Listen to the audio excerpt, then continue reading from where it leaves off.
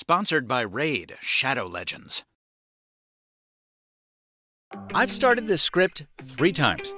On an optimistic day, I called the OnePlus 8 the most exciting OnePlus ever because it's now on 2 of the 3 largest carriers in America. On a darker day, I called it the company's dullest generational sequel ever because frankly, it doesn't bring much new to the table. And finally, after nearly 2 weeks of using the thing, I realized that it's both.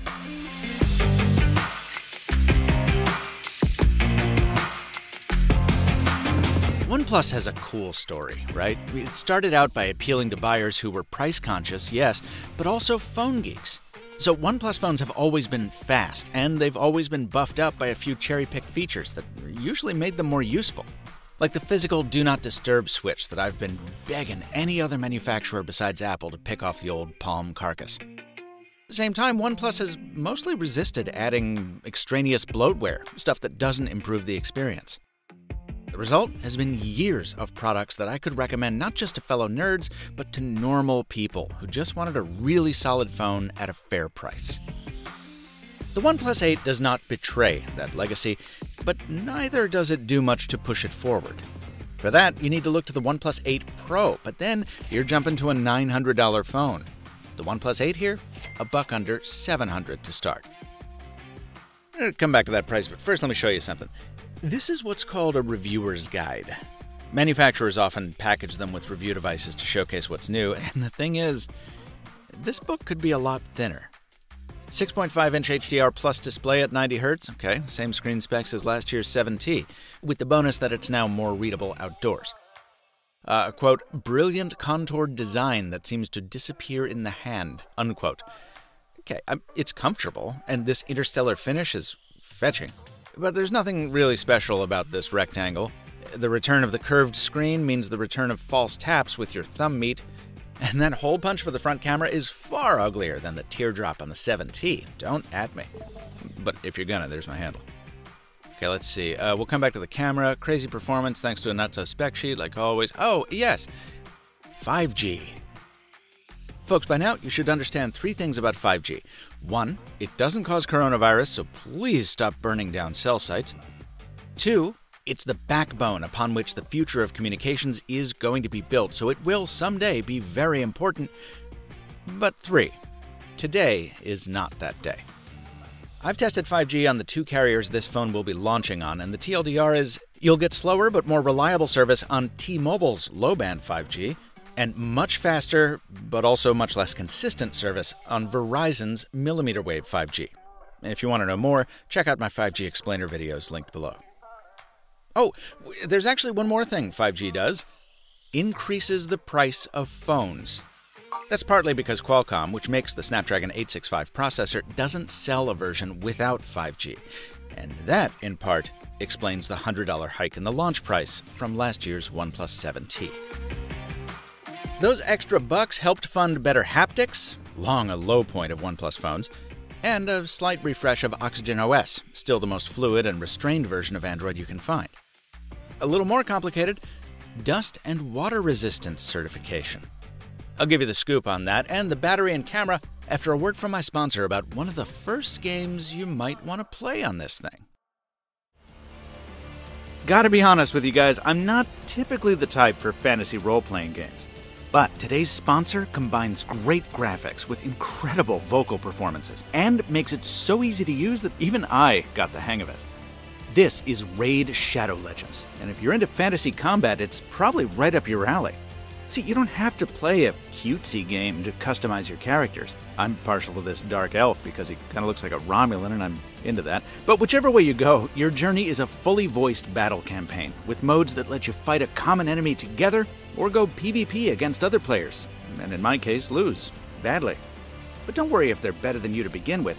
Each time you play, you pick up daily rewards that make you stronger. With mobile and desktop versions, it's a great game, and there's a special offer for new players. Join at the link below, and you'll get 100,000 silver, 50 gems, 1 energy refill, and 1 free champion adjudicator. Act fast, though. This offer is only good for the 30 days after this video goes live. Find it at the link in the description.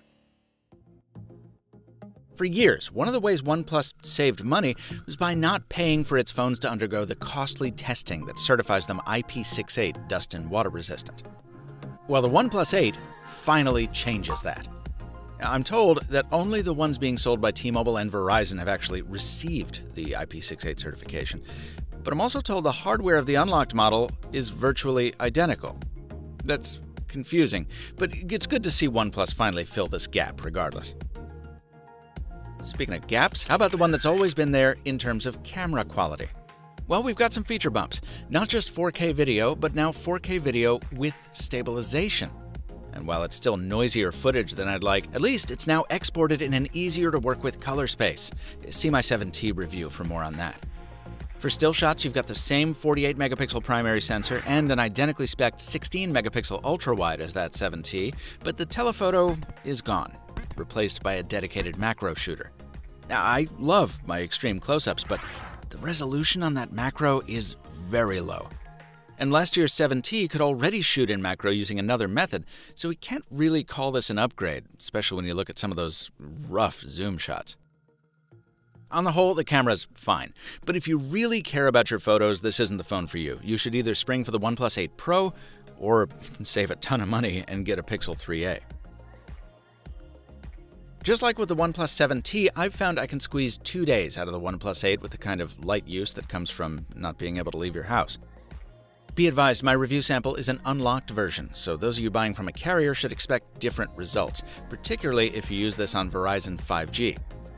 And warp charging delivers on its name, from empty to 50% in 22 minutes. 8.